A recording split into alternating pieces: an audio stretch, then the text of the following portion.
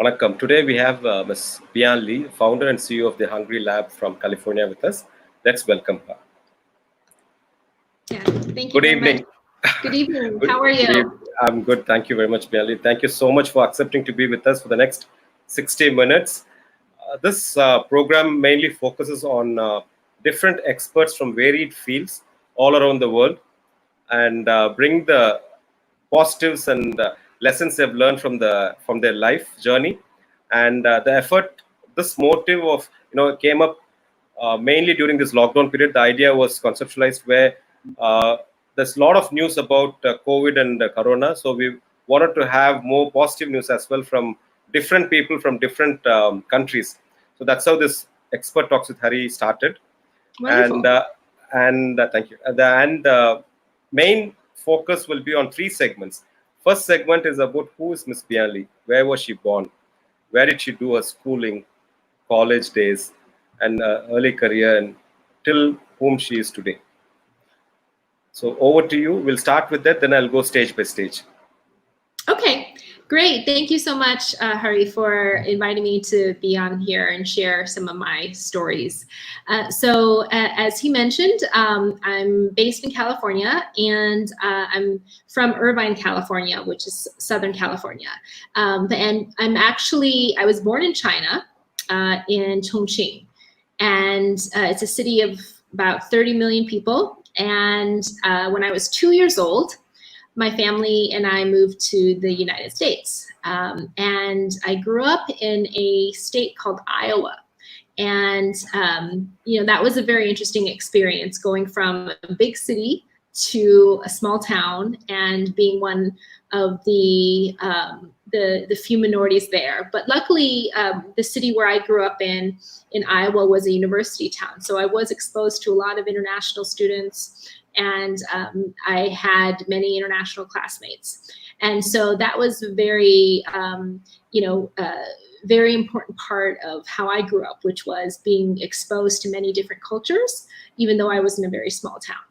And so that was something that I really enjoyed. And so, but I've been a product of many different cultures throughout my life. And I'm lucky enough to have many so-called adopted families around the world. And so that's something that has been a very critical part of my worldview and perspective in terms of how do you think globally, how do you think multiculturally, and how do you develop empathy and compassion for people who are very different from you. And so that I'd say has played a big part, a big influence in why I do what I do in terms of my work as a futurist, as founder of the Hungry Lab, and preparing people from all walks of life from everywhere in the world, from students to startups and social enterprises and to corporates, to prepare them for this very volatile future that we have, and to prepare them for the unknown. And so that's something that is at the core of who I am, is, not just this Chinese American woman, but a woman who has benefited from having, so many different cultural influences in her life. So I view myself as a global citizen. I've worked in many, many different countries, and I have many different places in which I'm lucky enough to call home. So that's something that is a core part of who I am. Okay. When it comes to this journey, the travel, definitely there have been a lot of roadblocks, a lot of challenges which you would have faced and overcome. Can you elaborate on those areas? Like, what were the lessons learned? That's the main area to focus. But you can tell the journey part, how these hurdles came along the way and how you overcame it. Okay, so life is all about, everyone is a sum of their experiences. And so for me, when you look back on your life, you look at all of the different things that happened, whether they were positive or negative, and you look at, okay, I had a lesson to learn from this. And so that's how I've always approached my life. And my lesson started very early on as an immigrant child growing up in a state that was 98% white. It was sometimes a bit difficult to form one's identity when you have pressures from the home, as well as peer pressure, especially as a child growing up, bullying, and things like that. And so I was a very painfully, awkwardly shy child. And I had a lot of social anxiety. And so I had to learn how to function and how to break out of that if I were to be able to make friends and do anything.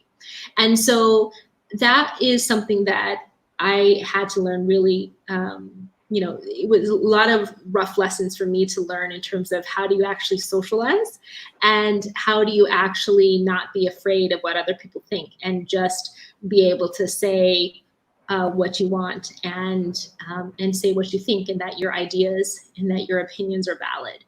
And I remember this one time, just an early lesson when I was in grade school. We took a field trip to a county prison. And I remember being called out by the police. And we were a group of about 20, 25 kids. And he showed us the cell in which somebody would be locked up for the night if they were drunk. And it was a holding cell. And he actually asked, does anybody want to volunteer to take a sobriety test to see if they would qualify for the drunk cell? And I was so shy, I didn't want to be called upon. And of course, the policeman called on me. And I had to go to the front of the kids. And the field sobriety test was actually very simple. It was just walking in a straight line and saying your ABCs and saying them backwards. And I was so nervous and so paralyzed at having to speak in front of my peers and being called out that I couldn't do it. And I felt so embarrassed. Imagine being 12 years old and not being able to say your ABCs or walk in a straight line. And so I went home that day and I basically just turned into my own life coach. And I looked myself in the mirror and I said, okay, you got to get a grip. This is ridiculous, B. And, you need to be able to, function. And so from that day on, I really forced myself to come out of my shell. And that was I took it upon myself as a personal challenge.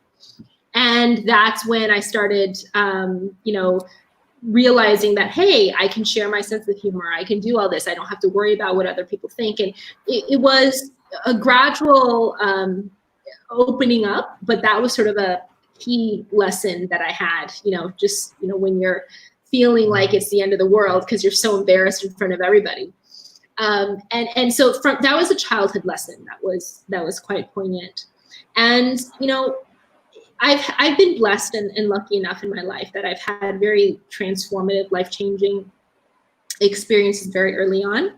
When I was, 15, I had the chance to participate in an experience for high school students to work with world-renowned scientists on issues related to food security, agriculture, and critical global challenges.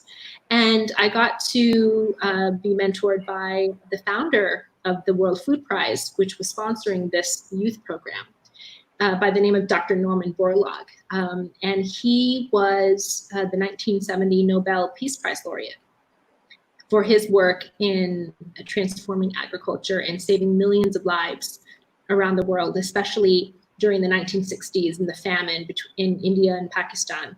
He convinced the leaders of both countries to plant his hybrid wheat, which saved millions from starvation. And so to be able to be mentored by him early on, and I had to write a paper and present in front of him. And he gave me a thumbs up.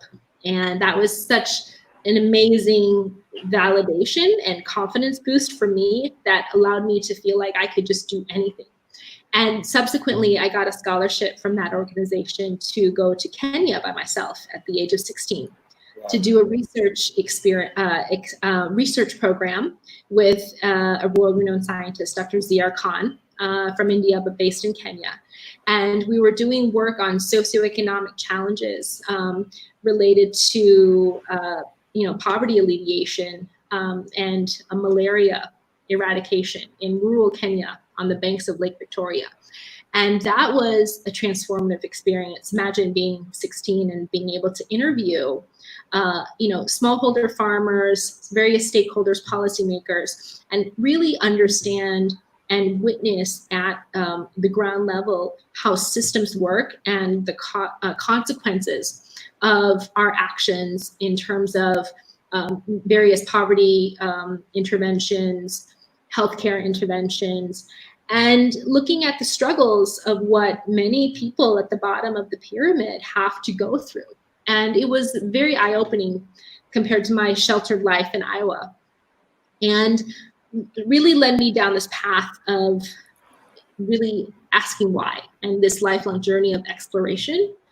I've always been curious by nature, and that experience really just helped accelerate my ability to connect with that curiosity, to explore, to investigate, and to understand how systems work. And that has brought incredible value to the work that I do now in terms of teaching systems thinking and designing systems and understanding how we're also interconnected, and that we can't just focus on our activities and our work in silos. And because there are many stakeholders in a spider web of a global economy. And we need to understand how all of that works in order to create a future that is just and that is accessible to all. And so those were some of the more formative lessons. In my 20s, I was an investment banker. I got burnt out like a lot of investment bankers do. So I learned a lot of lessons from how do you make that transition to running your own startup at the height of the recession, failing, and then getting back up, and then really understanding who you are as a person and that whole transformation. I like to joke that I had a quarter life crisis to prevent a midlife crisis. and I think we all go through that. And one life lesson that I learned through that whole experience was that, you're not alone. And when you feel depressed and when you feel like you don't know who you are, you're losing who you thought you were, and everything is changing around you, you don't understand the world anymore, it's okay, because you're not alone. Most people go through this. And what I learned is that vulnerability is a strength. And when I started opening up to people and sharing my experiences and sharing the lessons that I learned through that, difficult period, people responded, and people felt like, that I understood them and that they could share, their vulnerabilities. And everybody goes through this. So that's something that I learned too, is, seek help when you need it, and also understand that you're not alone. And it may feel like you're the only person in the world going through crap, but everybody goes through crap, right? And everyone's just trying to, trying to keep it all together, right? I like the way you put it, being, straight about it, and then go ahead, please, go ahead. Yeah, and we're all works in progress, and so. And through the 20s, still, I had a lot of high profile jobs. And for me, I've always been a humorist. I've had many teachers accuse me of being a smartass because I would question and I wouldn't accept the status quo as the answer.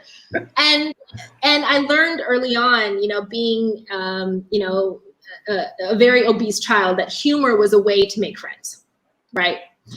And so I never had an outlet for that. And I was always scared. Oh my God, what will people think? They'll see this other side of me, right? In my job, my work, I was very professional. I dealt with very high profile people in certain roles, politicians, diplomats, where I had to be very, very, straight-laced and professional. And I was so scared of coming out as funny because I was scared that people would think that that would just, cancel out my professionalism or anything. Okay. And so I hid that part of myself for a while. And then finally, I don't know if it's because Trump got elected or whatever, but I just realized, hey, you know what? Just screw it. Just, you know what? I'm just going to do what I want to do. And so in 2018, actually last month, 2018, in Singapore, I came out with my first comedy show, if you will. I wouldn't claim to be a professional, but it was it was a personal challenge. It was my first stand-up comedy, and it was called Sex, Dating, and Cryptocurrency. And basically, I used comedy to teach. I found that breaks down walls, and it helps you reach across the aisle to people who might not be normally receptive to your ideas, and helps people understand complex concepts in a very simple way, and it helps them have fun. And when you're having fun, you're learning, and it's not boring. And so I do that. And so for me, being involved in the startup world and working with so many startups and having to teach so many people about how to pitch, how to fundraise, how to, Funder Fundamentals 101, I packaged that up in this comedy, presentation, even with the PowerPoints based on my experience on Tinder, and how everything is just like dating, and everything in life is like dating. Whether it's a job interview and you're pitching yourself, yes, as the product, while your interviewer swipe right, swipe left. Right? And whether if you're looking for a relationship, whether everything is like dating, and there's a lot of real life lessons, because ultimately what it comes down to, how can you be good for someone else if you are not good for yourself? True. And that's the fundamental awareness, that as you grow, the most fundamental lesson, as you peel back layers and layers of superficiality or whatever, it's about who you are, and are you happy with yourself when no one is around? And do you even know who you are, or are you so used to, especially in Asian cultures, where we have so many pressures? We have to meet our parents' expectations. We have to meet society's expectations.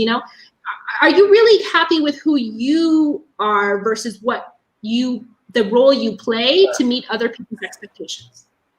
And that's where depression actually sets in, when that's not aligned. When you're spiritually, it just means that your soul is repressed. Correct. And that's why so many people in this world are hurting, right?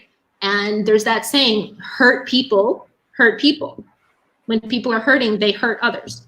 And that's why we have so much stuff, bad stuff going on in the world. When it really comes down to, people are not happy with themselves, but they don't realize that.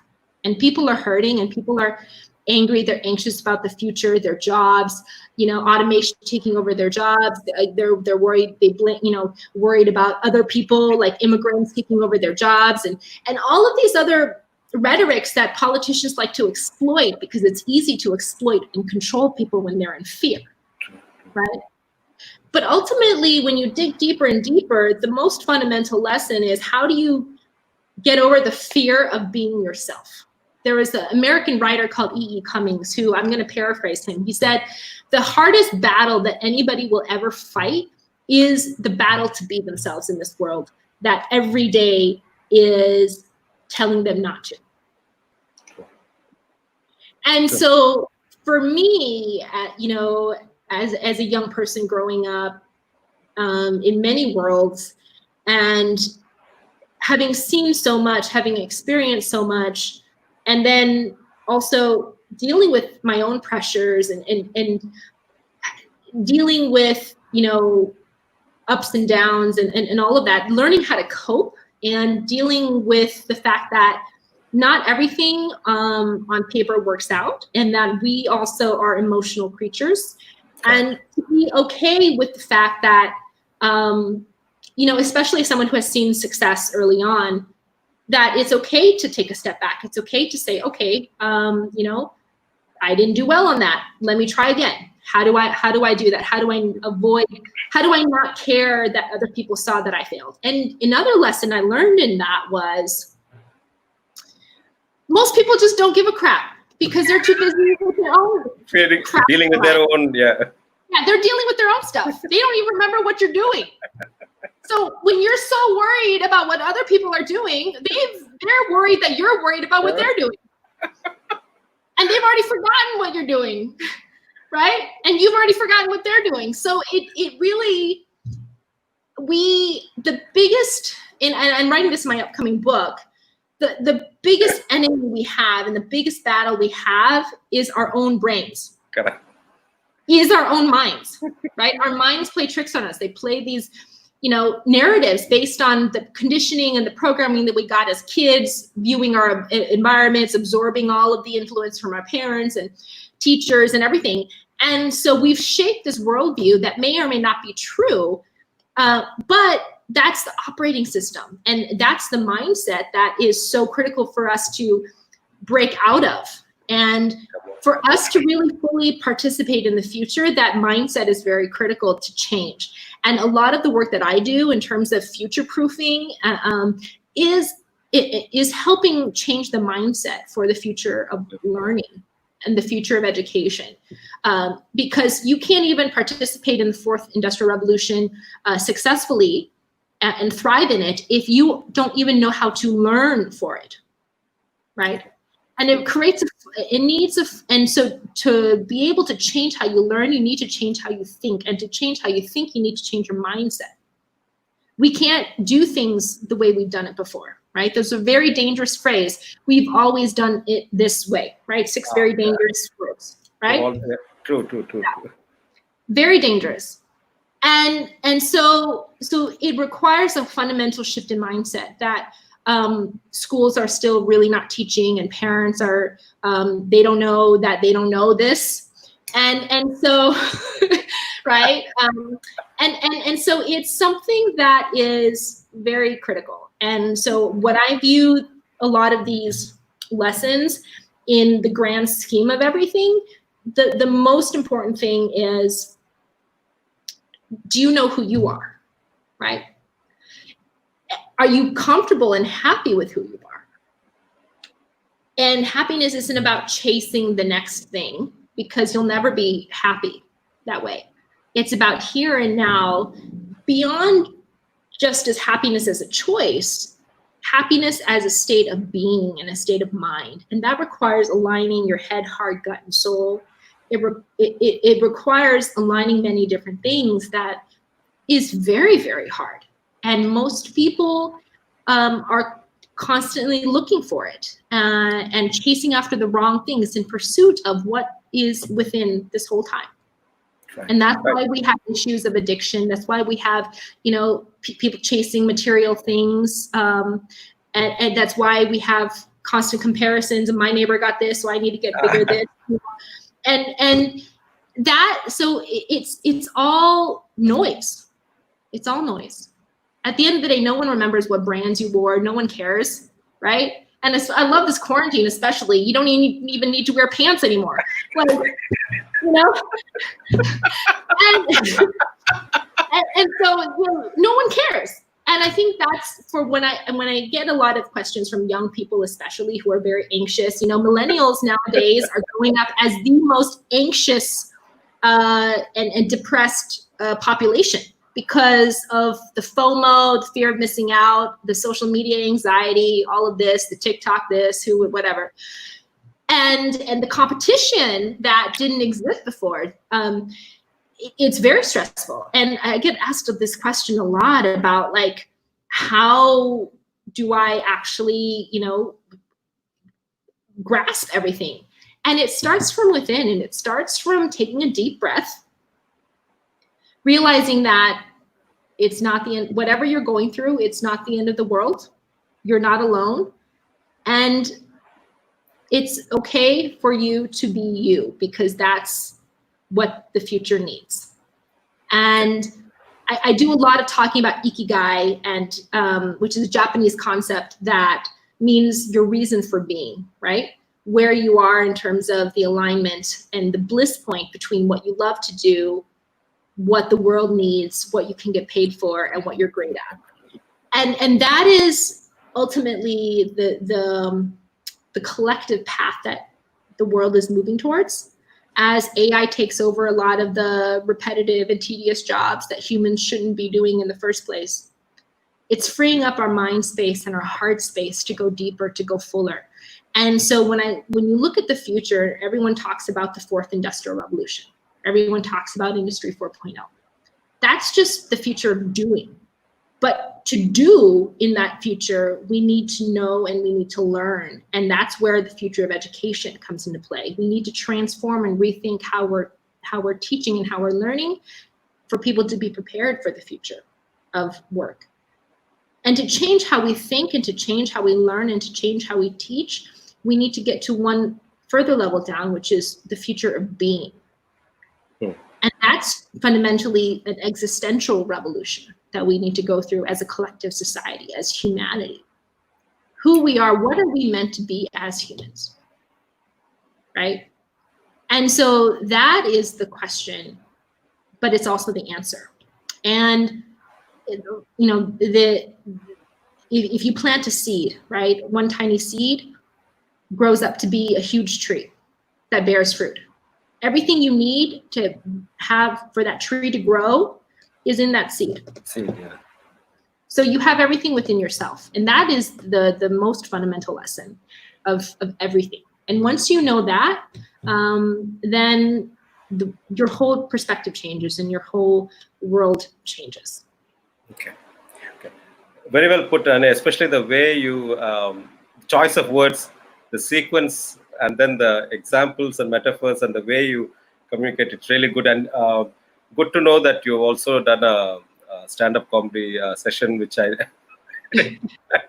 and I like the way when you said nobody cares because like they're dealing with their own, and in fact we don't even exist in their world, but then we worry about what they're thinking and then how we waste our time trying to impress the neighbor and the thing. No, it's very good. It's very good. I really like the way the whole thing. I mean, you have actually put the whole thing together in a nice way, and it can't get much easier for anybody to understand. And just understand this, you understand life. You have given the whole capsule version of what a person should know and what a person should follow to have a happy life. Very good, very good.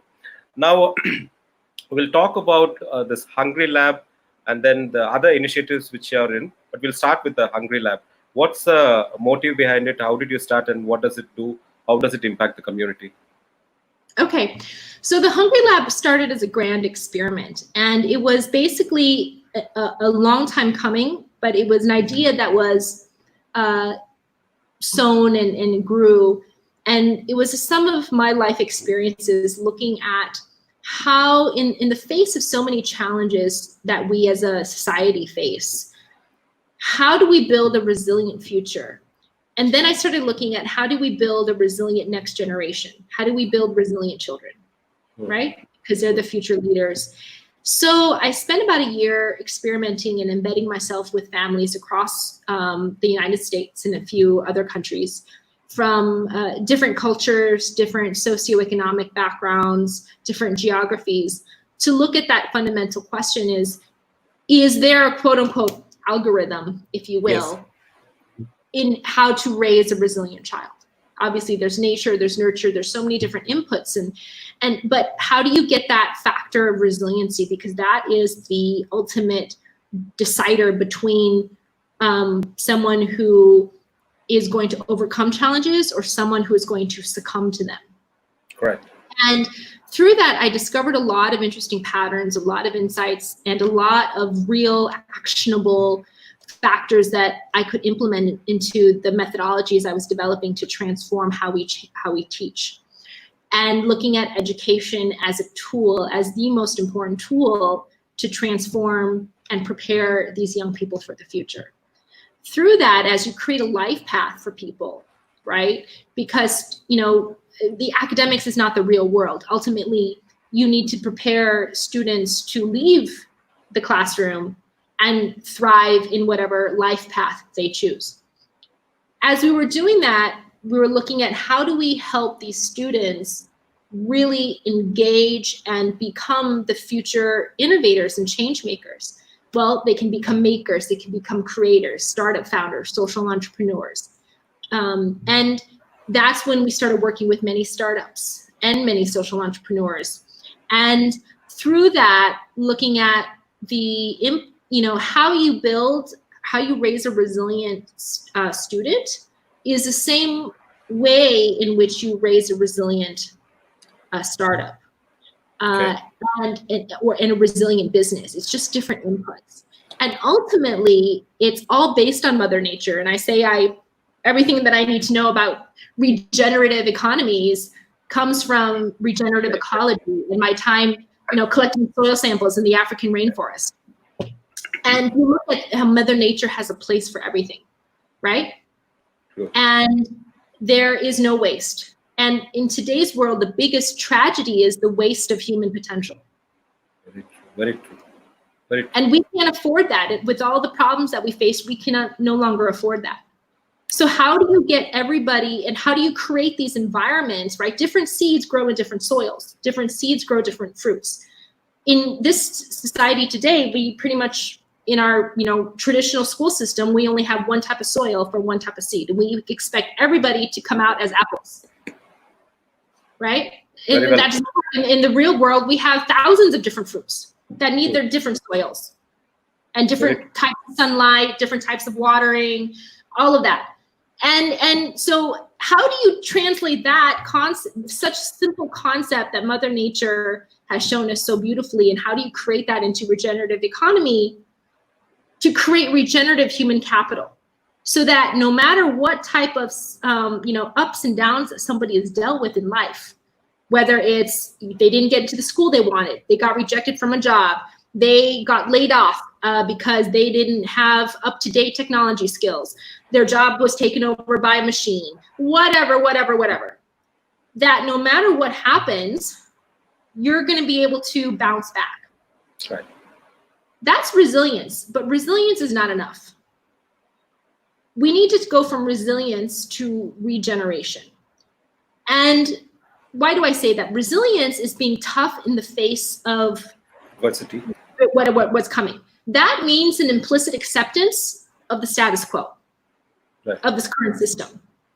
That is no longer acceptable. And COVID has shown us that this is no longer acceptable, because the existing system is what got us into trouble in the first place. Regeneration is the process of accepting that we need to rebuild and complete and reshape and rebuild the system in which we're living in, and create a more inclusive and more robust incubating soil for everybody, not just the 1%, or not just the highly schooled or degreed people, but for everybody. And because genius, everybody is born a genius. NASA did a study, and a lot of my Future of Education talks, I mentioned that study in which they took a study of 1,600 children, tracking them over 30 years of their lives. 98% of the children under 5 years old tested as creative geniuses. By the time they were in their 20s and 30s, only 2% tested as creative geniuses, those same kids. It's the school system that makes us dumb. True. It's society that makes us dumb, because it's trying to conform us into what they want, right? Yes. And that is no longer going to be true in this brave new world, in this brave new future that we're forging ahead. Correct. And so what the Hungry Lab is doing is we're helping people, everybody, make sense of this, and creating the incubating soils in the form of education, in the form of startup incubation, and in the form of helping create that roadmap for the lifelong journey of learning, because we're going to need to learn our whole lives and learn how to learn, because the future is changing so fast that what you learn today might be obsolete, in the next year or in the next 2 years. Right. And so that is the gap that we're bridging. And so we work with all stakeholders. We work as a bridge builder. We work as an educational, provider, and we work as a thought leader and a think tank in terms of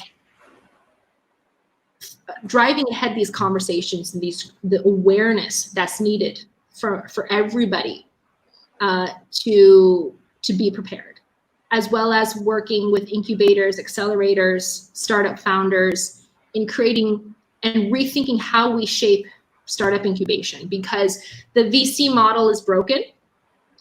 And we want to redirect and reshape how we think about investing and what actually is effective impact investing, and how we can help so many people with an idea become have these ideas become reality and become the next generation of leaders. And so we're part of this transformative process, and we have a global movement that we're building, and we can't do it alone. It requires everybody. And so our motto is there's a place for everything. There's a place for everyone at our table. And we want to build the biggest ecosystem to have everybody come together, and there's a place for everybody. We no longer can we think in terms of competition. We need to think in terms of collaboration. Yeah, and co-creation and value creation. And if you think about everybody as a node or that whole ecosystem of Mother Nature, again, there's a place for everybody, and everybody has a part to play. And again, when you go back to the concept of wasted human potential, we're trying to break that and help. And if you start thinking about how much talent that we have the opportunity to absorb and to develop and to deploy and to nurture, and how many solutions and innovations that will come from the talent that used to be ignored and now has an opportunity to be deployed, what kind of better world can we create for ourselves?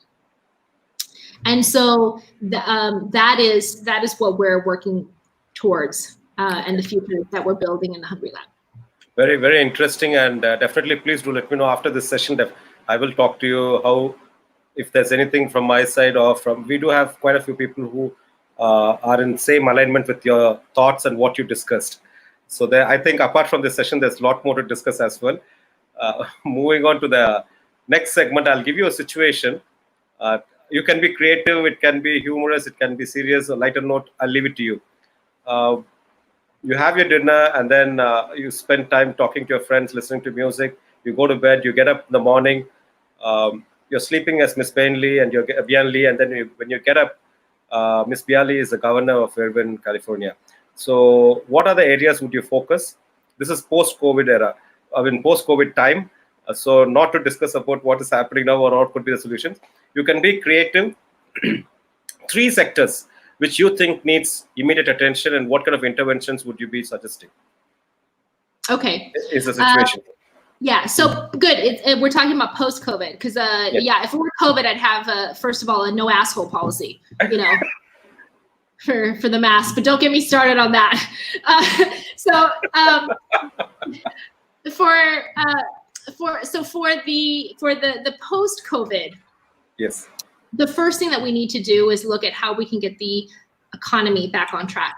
But when I say economy, I don't mean what traditional people say. And my training is as an economist, and so it's sort of blasphemous to think that we shouldn't think about GDP or those things. And I want to tell people the stock market is not the economy, right? If we want to, we have to redefine what the economy is. Just because if a stock market is doing well, that doesn't mean that people in the economy are doing well. And that's been shown to show the inequalities that have been growing and increasing. And it has, so we need to focus on how we can create a safety net for our most vulnerable, because as it turns out, as COVID has shown, the most essential workers are also some of the most underpaid. Right. Right. And looking at how many job losses and how much unemployment, especially in a country that is so wealthy but has no real social safety net, no healthcare provided, and nothing that will help ameliorate people's daily struggles. So I would look heavily towards the concept of universal basic income. Okay. I think that has come into its time, and I think that it's something that would, they've done studies on this in real life cases in the US where in towns where universal basic income has been deployed. And it's shown that people use them for essential services, and it helps people be able to take a load off and be able to focus on finding fulfilling work and starting a business without worrying about how they're going to put food on the table. And so it's the fundamental, if you look at Maslow's hierarchy of needs, right? The fundamental layer of, are we taking care of our most weakest and our most vulnerable? Because that's ultimately how you judge a society, right? We can't call ourselves the greatest country in the world when we have so many people still living in poverty and still can't get a meal, right? And then I would look at the education system and looking at what does it mean to have a degree now, and what it actually means to pay so much for college when everything is going online. And in starting to have those conversations, the first thing is to ask more questions before you can find the answer. But my core focus areas would be the economy and jobs, education, and then looking at how can we be able to provide a safe pathway to citizenship for so many of the the laborers and the foreign workers that make up so much of our industries. California is a huge agricultural state. It produces almost 2/3 of the U.S.'s produce, right? And all of that is primarily picked by manual laborers and from Mexico, from other countries. And we need to look at how we are able to take care of them and integrate them in a way that is equitable, in a way that is dignified, and in a way that allows everybody to benefit. I really believe in creating win-win-win solutions, and to look at everything as an ecosystem and how everybody is going to end up benefiting. So those are the three main things that I would look at immediately. Obviously, public health is an ongoing thing, so that goes without saying. Yeah, but if we're to take the public health aspect aside and look at what are the other factors, that's what I would look at. And the housing crisis also in California. It's a big issue, and we're losing population because the cost of housing, the affordability elsewhere, the high taxes, and there's a lot of different things that are, again, if you look at it from this whole economic basket, it's preventing people from being able to sleep at night. And that is immediately what that focus needs to be, is how do we help people sleep better at night? Okay. Thank you. Can you elaborate a little bit on the systems thinking part, because that seems with the current situation, and I think that's the way to go. And when it comes to different sectors or platforms or layers, however we call it, this is design thinking, and this kind of system reshaping of existing is the way to go, because collaboration has been in need than ever before. As you exactly said, it's no more competition, or only the collaborative approach helps. Even this particular program, which we initially thought was, when we were thinking it's just meeting people, talking to people who are in Chennai or Tamil Nadu or India. But then this COVID happened, and we thought, okay, what are we going to now? But then in the positive side, it has opened up, and now I'm talking with Ms. Bian Lee. So I'm talking with people.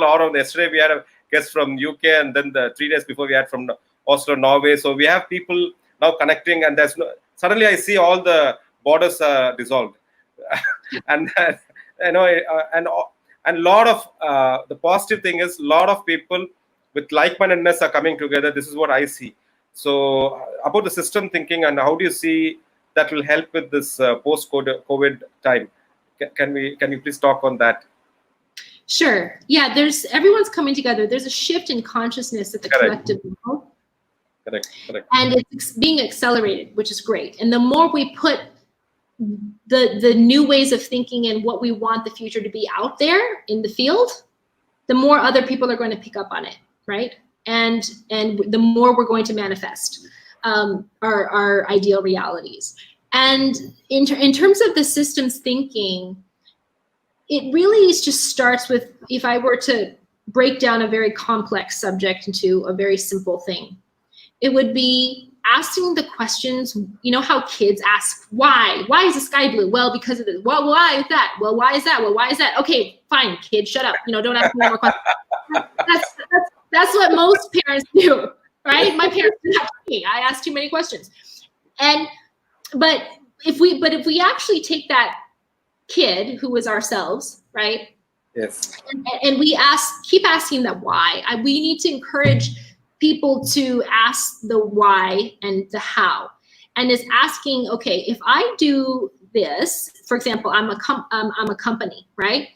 If I move my, if I start selling this product that is made up of these natural resources, these materials, and I have to source them from this part of the world, how does it affect my consumers? How does it affect my supply chain? How does it affect the stakeholders in the local community? How does it affect the livelihoods of the employees there? How does it affect the environment there?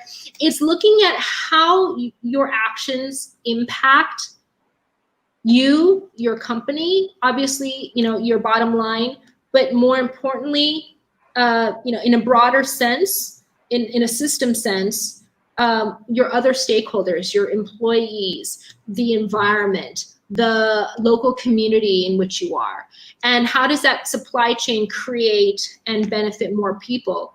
Are you going to, if we have an effective supply chain, then we'll be able to create more jobs along the way, and all of these different things. And so it's looking at your impact, not in a linear way, like product, consumer to money. It's looking at it in a holistic way. And that is a critical part of thinking that is missing in many school curriculum. And it's hard to do until you actually experience it. And so it's important to start asking those questions, why, how, really early on. It's a very, very simple way to understand that. Yeah. And it's looking at what happens if I didn't do this, but then if I did this, if scenario A, scenario B. What happens beyond if I do this, how will it impact the other people around me? And it's basically being more aware of how your actions, whether you're a company, whether you're an individual, multinational corporation, how it affects and the magnitude, the scale, and ultimately your responsibility of your impact. And so that is a very important way to think about the future in terms of the true measuring of your value and what you're trying to do, especially for social enterprises, and the consequences, both positive and negative, of your actions. In addition, that factor of time. So there, in many indigenous cultures around the world, and they were so wise and so ahead of us in so many ways in terms of understanding our relationships and our responsibilities to the planet. They had a concept called the seventh generation. And what this meant was, if I were to go to the forest and cut down these trees, right, how would that affect 7 generations down the line, right? And if you start thinking about that, you're like, wow, right? It's not just me and my children, but it's like their children and their children and their children.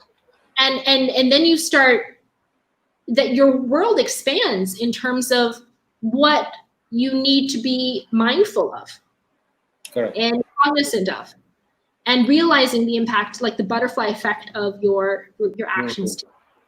And so the seventh generation is very a very important concept in many cultures that I think we should be adopting, because it helps us go also from short-term mindset to long-term thinking, right? Traditional shareholder capitalism just focus on quarter by quarter. Here are results. Here are bonuses for this quarter. Managers are incentivized based on short-term incentives. So we don't care if that river is going to be polluted in 5 years, right? We don't care that if we dump these chemicals, that community is going to get cancer in 20 years. By that time, I already have been retired and I already have done this and but someone else would have taken over, right? Last year, so many top CEOs of top companies resigned because they knew what was coming, right? There's like, oh, I don't care. I'll collect my bonus. I'll collect whatever, and then let whoever schmuck comes, take over my place, and he can deal with it.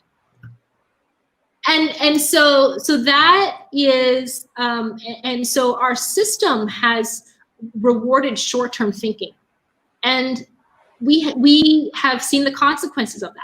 As a planet, as humanity, we can't afford that anymore, right? Climate change is just, is so much accelerated through short-term thinking, and we need to break out of that. And so that these concepts like these help us transition into long-term thinking as a second nature, right? Yeah. This I actually like the way you're explaining it, because you are linking with what is supposed to be done and why, if they haven't done, and what is that we are undergoing and how it's going to impact the future. And then again, you relate to the current, the style. Like, it's really good. It's really. Now we go to the next segment where I'll give you another surprise question, and then please tell me, like, again, you can be creative. I'm giving you a time machine where you can go to whichever year you want, and you can spend a couple of weeks with your favorite leader, and then come back and write a book. Which period would you go? I mean, which leader would you spend time with? And after coming back, I always say, as a woman and as a minority, I wouldn't want to go back in time at all. I think right now is the best. Okay. Is the best for women especially. Okay. But if I were to go back hypothetically, I would. I don't have a favorite leader. There's so many to choose from, and I wouldn't say favorite, because there's some leaders that have done a lot of bad stuff, but I'm so curious about what drove them that just out of intellectual curiosity, I want to meet them and dig into their mind and see how they think. Understand. Yeah. I would say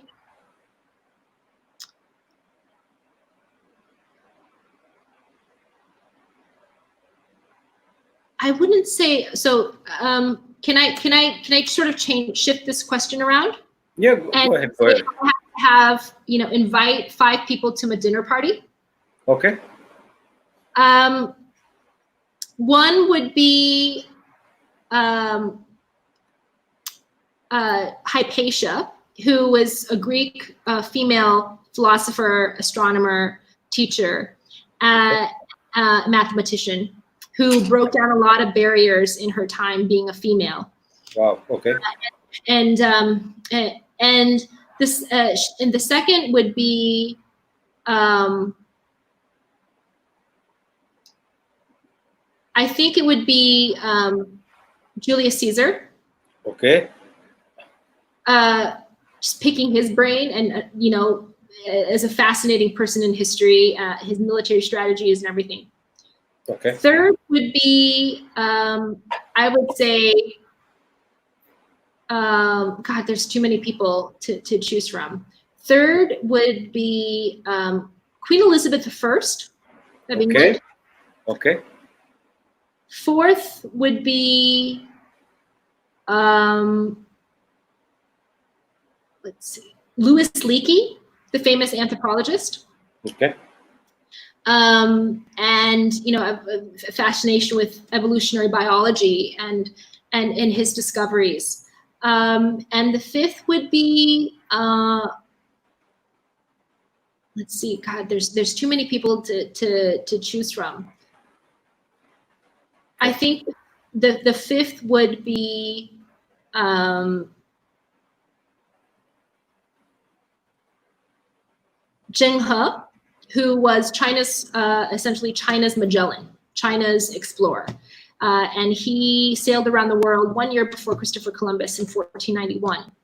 Okay. And he and I actually have a special connection. I didn't know this, but when I was in 2002, I was backpacking across Kenya.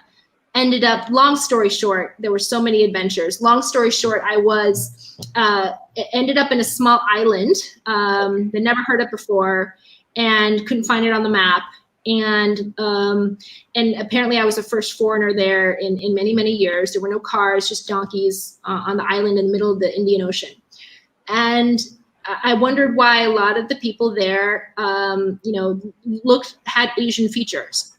And apparently years later, as I was doing research, I learned that was one of the first docking points for Zheng He's fleet of ships as he sailed. And Africa, that point in Africa was one of the first drop points in Africa that he arrived at. And so apparently some of his, people settled there. And so that was something that, really as a history lover, always stood out to me as this connection. And maybe that's why I ended up on that island. Okay. So, okay. Yeah. These are the 5 people. Okay. Yeah. Now, a little bit on the lighter note, tell me about this stand-up comedy and how did you come up with this theme? Where did this idea come from, and a little bit about the experience of conducting it? Okay, yeah, so I have different topics and different themes. So this particular one, we did, the date was chosen to be auspicious because it was on the occasion of the Trump-Kim summit in Singapore in 2012. And, okay. I always joke that Kim Jong-un and we had a lot of things in common, in the 80s, right? The childhood obesity, the same haircut, the unquenchable thirst for power, and so that's something that we always I always joked about in jest. And yeah, we had the same haircut. Yeah, so that's like the and so that is and so I did that just to call attention to the ridiculousness of everything that was going on. And the reason why I chose sex, dating, and cryptocurrency was, there was a lot of hype around blockchain at that time. Correct. And coin and all of that stuff. And people were still going crazy over it. People still didn't know about it. And so I found myself during that time teaching a lot about what actually is blockchain. What is cryptocurrency? A lot of that. And working with startups, when you are helping them and mentoring them and teaching them how to pitch, teaching them how to, present themselves, get customers, all of that stuff, I realized that a lot of the advice I was giving just turned out to be advice that I would give my friends if they were dating. Just using different vocabulary, right? You're just trying to impress somebody who would, to invest in you, whether it was a date, whether it was money, whether it was a relationship, right? And so that was, I thought, let's have fun with it. It was something that would, draw attention, be a bit provocative, and I could be very highly inappropriate in a safe setting to do so. Okay. And so that was what was, very much, what really inspired that talk. And so I also did a science series. Can I swear? It's part of the thing on there. Please.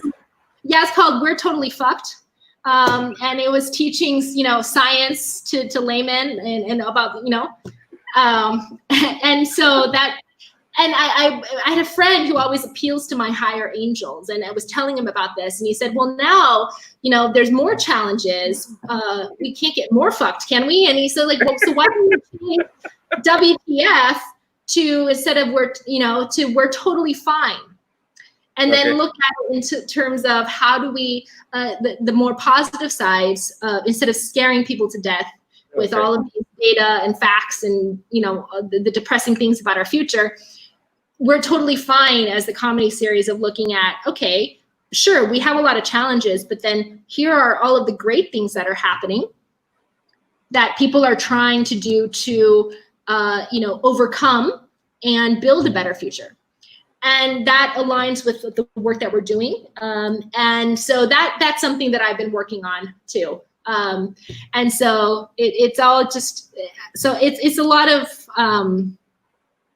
interesting, you know, stories and a lot of interesting, you know, themes and that we're trying to explore to raise the public discourse, raise awareness, and make these concepts and these this information accessible to people who might not be part of the startup world or might not be part of the science world.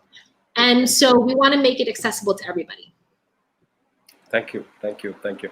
Now we move on to the next segment called Gratitude Slot, where you can go ahead and thank people who have helped you, motivated you, supported you, and throughout this journey till date, whoever has been with you to be who you are, you know, who you owe your success to. Okay, if I were to thank everybody, it would be hours and hours and hours. And I am someone who understands just how blessed she is. First and foremost, obviously my parents. You know, they sacrificed a lot to come to the US and, you know, struggling early on economically to provide a better life for us, my brother and I. And, you know, they did the best that they could with what they had. And they try to do better than their parents, right? And I think that's another critical lesson I actually have to say. When you realize that your parents are just people dealing with their own crap and, you know, and dealing with stuff that their parents inflicted on them, and that their parents are just trying to do better than their parents who gave, you know, loaded them with baggage and trauma and all that stuff. When you start to understand and see your parents as imperfect, but they're just trying to do better than what their parents did, it helps you forgive a lot of, maybe I wouldn't say trauma, but forgive a lot of things that you felt like they could have done better. Right. And it helps you let go of a lot of resentment, and it helps you better appreciate and develop more empathy to their journey. And so that if you were to ask, you know, but your question about lessons, that's another important lesson to learn. And so obviously my parents, my teachers, I've been so fortunate to have amazing teachers. And I just did a LinkedIn post on a special teacher who played a transformative role in my life early on. And mentors, I would say my friends, from childhood, from school, from work, and our Hungry Lab community around the world, people who have believed in me. I'm so grateful for, you know, when the Hungry Lab was just myself in a small, you know, office in Irvine. We expanded globally, you know, the people that believed in me and supported me there, the WeWork community, everybody, our technology advisor, Chris Dayton, who's been with us since day one, and everybody who has been there through the ups and the downs. And, you know, a sort of a mentor figure in my life is my former boss, but he's known me since I was a teenager. Ambassador Gwyneth M. Quinn, who was president of the World Food Prize Foundation. And he, you know, he's been a colleague, he's been a friend, he's been a huge supporter my whole life. And so it's those people who realize what's special in you, and they want to develop and nurture that and let that come out so you can share your gifts with the world, is incredibly powerful. And I've been so blessed to have so many people believe in me. I'm also grateful for a lot of the, you know, the challenges that I've had to learn from, you know. And so I'm it really is too hard to name everybody.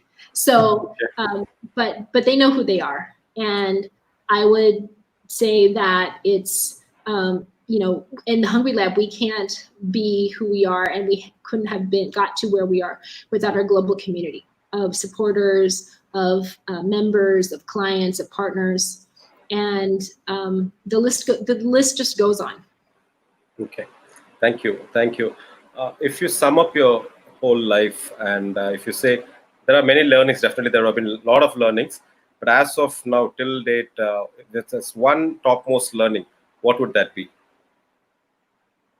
of your life?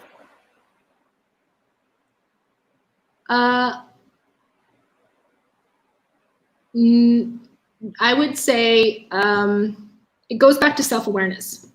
Okay. Learn that it's okay to be you, and that process is lifelong. It's not you wake up and you're like, oh, I've arrived, I'm complete. That is a lifelong journey, and everyone is a work in progress. But when you understand that, you know, I'm just going to I could go on and lecture for hours about how this relates to quantum physics and everything. But just to sum it up, as Nikola Tesla did, you know, the secret to life, if you want to know the secrets of universe, it's energy, frequency, and vibrations. And if you understand your own energy, get to a higher frequency, and the vibrations you're putting out, then the universe starts making sense. And somebody said that, you know, you're born twice, right? The day you're born and the day you find out why. Yes. So it's not so much an answer, but more of a question. And that's the ultimate, I think, lesson, is to ask that question. Why? Why you?